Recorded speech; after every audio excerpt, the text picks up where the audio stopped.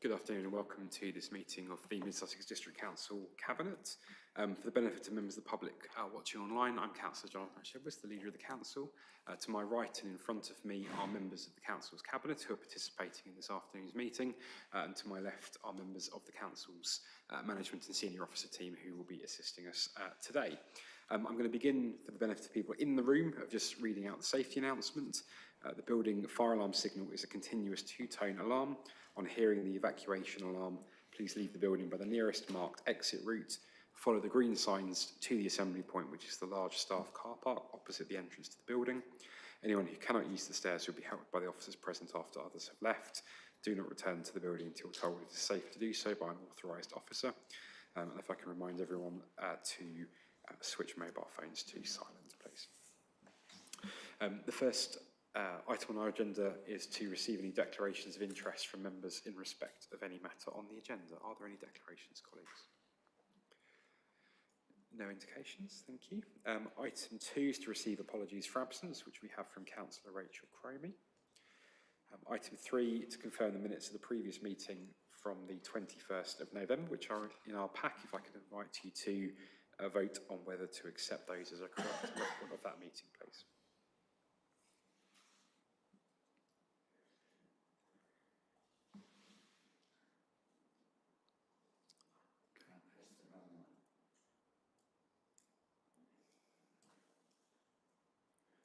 Those minutes have been agreed. Thank you. Item 4 is to consider any items the leader agrees to take as urgent business. I don't have any. Item 5 is Clare Hall Finance Update. And the report's going to be introduced by Louise Duffield, the Director of Resources and Organisational Development. Thank you, Louise. Oh, sorry, Rafal Hayner. Thank you.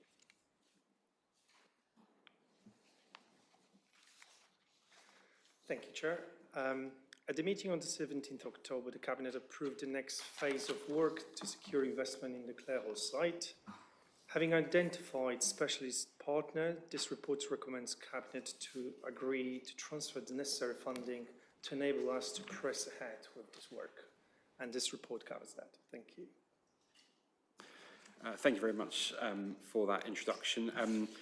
Colleagues, as you'll know, we've received some correspondence from a member of the public. I'm going to ask Jeff Wild, the Council's Assistant Director for Legal, to just respond and provide us some advice on that, please. Yes, thank you, Chairman.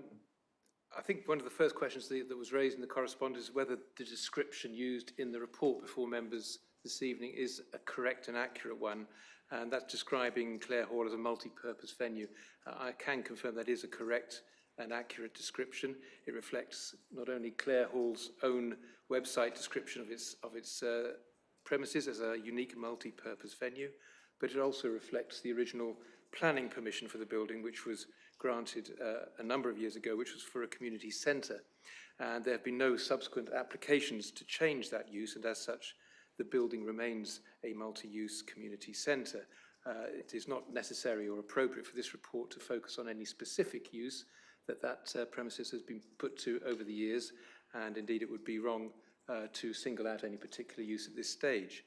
There's also been a suggestion that further consultation might be appropriate at this stage, but of course this decision this evening does not require any further consultation. An extensive exercise having been conducted in 2021, and it may or may not be necessary to do so again in the future once final options have been confirmed for Clare Hall. But at this stage, all you're doing, Chairman, is looking at allocating additional funding for already agreed proposals, and as such, no further consultation is required. I don't think there's anything else that needs to be said in response to that, Chairman, other than a written response will be provided to the correspondent very shortly. Thank you for that, Mr. Wild. So, colleagues, as has been said, we agreed at our meeting in October to take forward the advice of BOP Consulting to progress Model 1 and Model 3, that's set out in paragraph 7 of the report. So all we're doing today is being asked to agree the funding for the next stage of the work led by the multidisciplinary team that's now been commissioned, set out at paragraph 9. Are there any comments, colleagues? Okay, I know everyone's had the opportunity to consider the report, so in that case, pleased to see this work progressing.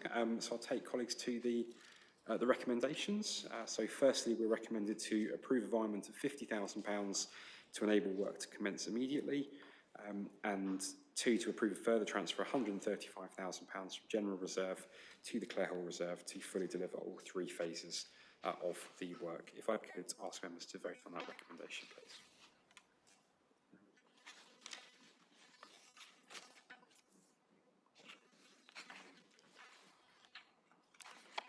Screen's gone funny, sorry.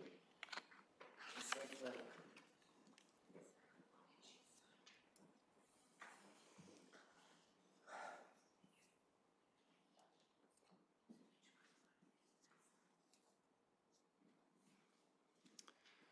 Thank you. That vote has now been completed. And that recommendation is agreed unanimously. Thank you. Item 6 on our agenda is the review of earmarked reserves, and this is being introduced by Louise Duffield, Director of Resources and Organisational Development. Thank you, Louise. Thank you. So as part of our ongoing financial management and in the budget setting process, we've carried out a review of the earmark reserves and recommend the 4 moves as detailed below, which will ultimately result in a contribution back to the General Reserve of £271,000. Happy to take any questions that you may have. Thank you for that introduction. Colleagues, any comments or questions? Councillor Demir. thank you, Chairman. Thank you for this. Yes, totally agree with it. Could be my ignorance, but could you tell me planned asset maintenance specific reserve? What is it? Please.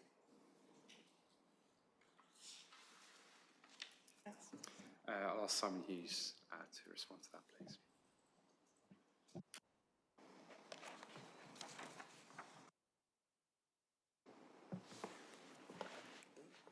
Thank you, Leader.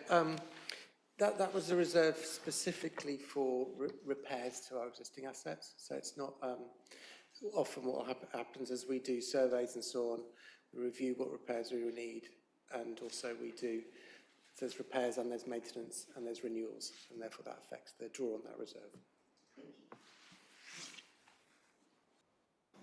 Councillor Hillier. Thank you. Yeah, just want to ask a follow-up to that.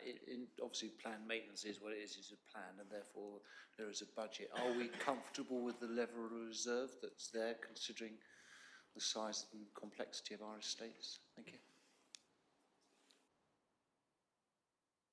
Yes, we are. As I said earlier, one of the tasks that the estates team does is, as we get in our data about repairs that we make judgments about what renewals are then required, because that then decreases the requirement of repairs. So that's a constant piece of work that our estates team go through in order to deliver value for money.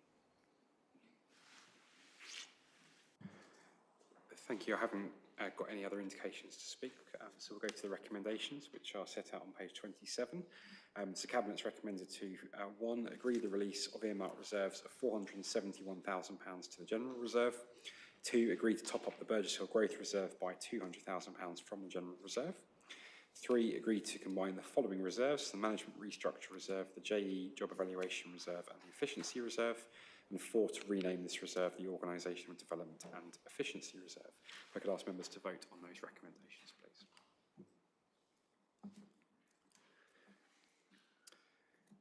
Thank you. That vote has been completed and that has been unanimously agreed. That concludes this afternoon's meeting. I formally close the meeting at 5 and if I could ask members to just remain in place while the live feed is concluded. Thank you.